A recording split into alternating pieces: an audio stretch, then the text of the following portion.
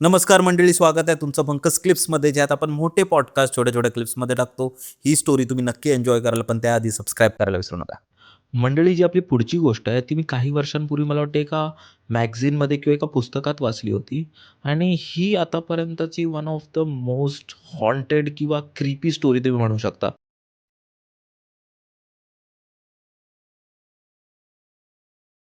राठोड नावाचं कुटुंब होतं, ते पुण्याला राहत होतं.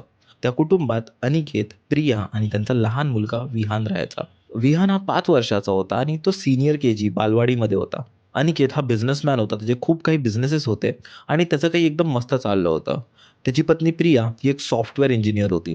तिचंही ऑफिस पुण्याला होतं, पण मोस्टली तिचं वर्क फ्रॉम होम असायचं, कारण तिला विहानवरही लक्ष द्यायला लागायचं.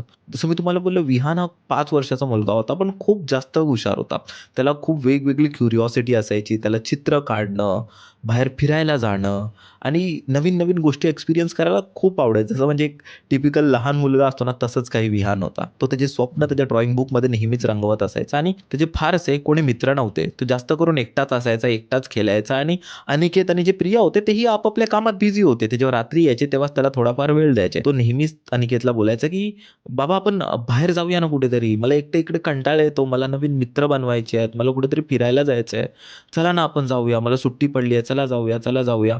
आणि म्हणूनच अनिकेत आणि प्रियाने ठरवलं, की ती लोकं बाहेर फिरायला जाणार. अनिकेतने काही महिन्यांपूर्वीच एक मस्त फार्म हाऊस घेतला होता मुळशीमध्ये इन्व्हेस्टमेंट म्हणून. तर त्याने ठरवलं, की ठीक आहे ना, आपण तिथेच जाऊ आणि तिथेच राहू. मस्त एकदम निसर्ग, डोंगर आणि ते सर्व. विहानला पण मजा येईल आणि आपली तेवढी आउटिंग पण होईल. म्हणजे थोडं आपलंही माइंड वगैरे फ्रेश होईल. प्रियानेही हे अग्री केलं आणि त्याने ठरवलं, की चला आता आपण 15-20 दिवस जाऊन मस्तपैकी तिथे राहू. तिकडचं थोडं काम करू आणि मस्त एन्जॉय करू. काही दिवसानंतर ते तिकडे गेले आणि तिथे जाऊन त्यांनी बघितलं, की जो फार्म हाऊस होता तो नुकताच बनवला होता. त्यामुळे तिकडे बरंच काम होतं जे अपूर्ण होतं. म्हणजे साफ-सफाई झालं किंवा थोडंफार फर्निचरचं काम झालं, हे ते त्या त्या सर्व गोष्टी. आणि त्याच्या आधी ते लोकं तिकडे कधी राहायला गेले नव्हते. प्रियाला हे तरी कळून चुकलं, की एवढ्या मोठ्या बंगल्याची, फार्म हाऊसची काळजी घेणं आमच्या बसची बात नाही आहे. म्हणजे इकडे आपल्याला नक्कीच कोण ना कोणतरी केअरटेकर किंवा हाऊस हेल्प लागेल, जी आपल्याला मदत करेल. त्यामुळे अनिकेतने आजूबाजूच्या गावकऱ्यांना विचारलं, "कोणाचा केअरटेकर मिळेल का आम्हाला? जो बंगल्याची काळजी घेईल, जो साफ-सफाई थोडं ठेवेल, तिथेच राहील आणि सर्व काय." म्हणजे जनरली जे केअरटेकर असतात तसंच त्याला पाहिजे होतं. सुरुवातीला तर बरेच लोकं रेडी होते, कारण अनिकेत मस्त पैसे वगैरे देत होता आणि त्यांना माहिती होतं, की हे वर्षातून 1दा-2दा येणार आहेत. तर लोकांचं असं होतं, बरेच लोकं रेडी झाले पटकन. पण जसंच त्या लोकांनी त्या जागेचं नाव ऐकलं, सर्वांनी नकारलं. कोणच तिकडे यायला तयार नव्हता. आणि हे ऐकून अनिकेत आणि प्रियाला आश्चर्य झालं, की हे असं कसं का? आम्ही तर पैसे देतोय, आम्ही तर चांगले पैसे देतोय, प्लस एवढं काम पण नाही आहे आणि लोकं सुरुवातीला तयार होऊन नंतर नाही का बोलतात? हे थोडं शॉकिंग होतं त्यांच्यासाठी. आणि नंतर त्यांनी जेव्हा शेजाऱ्यांना विचारलं, त्यांना हे समजलं, की जो बंगला, जो फार्म हाऊस त्याने विकत घेतलाय, तो खूप नकारात्मक आहे. तिकडे लोकांना खूप खूप वाईट स्वप्न येतात. म्हणजे लोकांना तिकडे कधीच चांगला अनुभव आला नाही आहे. आणि ज्याही लोकांनी हा बंगला घेतला आहे, ते लोकं जास्त काळ इथे टिकले नाही आहेत. हे ऐकून अनिकेत आणि प्रिया हसायला लागले, कारण त्यांना खरंच ह्या गोष्टींवर विश्वासच नव्हता ना. ते खूप यंग होते आणि जसं मी तुम्हाला बोललो, की प्रिया ही एक सॉफ्टवेअर इंजिनियर होती. अनिकेतचा स्वतःचा बिझनेस होता. त्यांना असं वाटलं, की हे काय आहे? कोणत्या जगात हे जगतायत आणि अशा गोष्टी करतायत? एवढं सुंदर घर आहे, एवढं छान प्रॉपर्टी आहे, ते काय कसं असू शकतं? काही दिवसांनी बाजूच्या गावातली एक सलोचना नावाची मुलगी तयार झाली कामासाठी. ती प्रियाकडे आली आणि प्रियाला तिने एक अट घातली. ती बोलली, की "मी येईन, काम वगैरे करेन, जेही तुमचं काम असेल ते मी करेन, पण मी 3 सांजेच्या आत घरी जाईन. मी 5 नंतर कधीच काम करणार नाही." हे ऐकून प्रिया थोडी शॉक होती, की का असं का? पण ती बोलली, "नाही, मी नाही म्हणजे नाही. मला खरंच कामाची गरज आहे, मला पैशाची गरज आहे. त्यामुळे मी जास्तीत जास्त 5 वाजेपर्यंत येऊ शकते." प्रिया बोलली, "ठीक आहे, आमचं काही तसं काम नसतं. तू ये 5 वाजेपर्यंत करून तू निघून जा आपल्या घरी." त्या लोकांनी सगळं तिकडे सामान वगैरे शिफ्ट केलं, सगळी साफ-सफाई केली. विहानही त्याच्या आयुष्यातला सगळ्यात बेस्ट टाईम एक्सपिरियन्स करत होता. इकडे-तिकडे धावत होता, ड्रॉइंग काढत होता आणि मजा करत होता. काही दिवस तर राठोड परिवारासाठी खूप आनंदमय गेले. 5 दिवसानंतर प्रियाने ठरवलं, की आपण एक काम करू ना, आपण आता इथे आलोच आहोत, तर आपण काही आपले जे मित्र आजूबाजूला राहतात, त्यांना बोलावून एक छोटीशी ट्रीट देऊया ना आपल्या ह्या फार्म हाऊसमध्ये. त्यांनाही आनंद होईल आणि आता सगळं काम तर झालंय. तर अनिकेत पण बोलला, "ठीक आहे, चालेल, आपण त्यांना बोलवू आणि मस्त मजा करू." प्रिया सलोचनाकडे गेली आणि ती बोलली, की "ऐक ना सलोचना, तू आज 5 वाजता घरी नाही जाऊ शकत. हे ऐकून सलोचनाला घाम फुटला. ती एका घाबरलेल्या आवाजामध्ये बोलली की नाही, मी तुम्हाला आधीच सांगितलेलं की मला नाही जमणार, मी 5च्या नंतर अजिबात राहू नाही शकत, मला जायचं आहे. हे ऐकून प्रिया चिडली. ती बोलली काय प्रॉब्लेम काय आहे तुला मी पैसे देतोय ना, तुझं काम आहे हे, आणि थोडं उशीर झालं तर काय आहे, अनिकेत तुला सोडेल, तुझ्या घरी सोडेल, काही टेन्शन नको घेऊ तू, अनिकेत सोडेल तुला. आता प्रियाचं हे राग बघून सलोचना खूप जास्त घाबरली. ती रडायला लागली आणि रडता रडता तरी हे बोलली की हा घर श्रापित आहे, तुम्ही ह्या ज्या घरात राहता इथे कोणीच जास्त टिकत नाही आणि इकडे मुलांचे स्वप्न मारले जातात. ज्या प्रकारे सलोचना तिला सांगत होती, तिला हे तर नक्की होतं इकडे काहीतरी विचित्र आहे. सलोचनाला तिने जाऊन दिलं. सलोचना रडत रडत तिच्या घरी गेली आणि तो मित्रांचा प्लॅन पूर्ण कॅन्सल केला. आणि रात्री प्रियाने हे अनिकेत सोबत डिस्कस केलं. अनिकेतला बोललं की हे काय आहे, गावकऱ्यांनी पण ते म्हटलं, ते सलोचनानी पण ते म्हटलं, आणि रडत रडत म्हटली, असं नाही की तिने मस्करीत बोलली किंवा काय बोलली, रडता रडता ती असं काही बोलून गेली. अनिकेत बोलला की असेल काहीतरी, कोणाचं काहीतरी झालं असेल, पण ह्या सर्व अंधश्रद्धा आहेत आणि गावच्या ठिकाणी वगैरे असं हे होणं हे खूप कॉमन आहे, तर तू जास्त ह्या गोष्टींना सिरियसली घेऊ नको. जेही 3-4 दिवसापासून आपण इथे राहतोय, आपल्याला तर काहीच असा अनुभव आला नाही आहे, त्यामुळे जास्त विचार नको करू, आराम कर. आणि हेच सर्व बोलून ते लोक झोपून गेले. दुसऱ्या दिवशी जेव्हा ते लोक सकाळी उठले, विहान खूप जास्त खुश होता, म्हणजे तो दरवेळीपेक्षा काही जास्तच खुश होता. त्यामुळे अनिकेतने त्याला विचारलं, विहान काय झालं, तू खूप जास्त खुश दिसतोयस आज. तेव्हा विहान अनिकेतला बोलला, बाबा मी आहे ना, माझं एक नवीन मित्र बनवलाय रात्री. हे ऐकून अनिकेतला थोडं आश्चर्य झालं, कारण रात्री तर तो झोपला होता, नवीन मित्र वगैरे कोणच त्यांच्या घरी आला नव्हता. अनिकेतला वाटलं की त्याने स्वप्नात काहीतरी बघितलं वगैरे असेल आणि त्यामुळे तो खुश आहे. अनिकेतने त्याला इग्नोर केला. अनिकेत बोला, अरे वा वा, छान छान, खेळ तू. आणि हेच बोलून ते लोक आतमध्ये कामाला वगैरे लागले. आणि त्याच रात्री जेव्हा त्यांचं जेवण वगैरे झालं, अनिकेत आणि प्रिया त्यांच्या रूममध्ये जात होते, त्यांनी बघितलं की विहान हा त्यांच्या खिडकीकडे बघून मस्तपैकी कोणाशी तरी बोलतोय, हसतोय, छानपैकी कोणाशी तरी गप्पा मारतोय.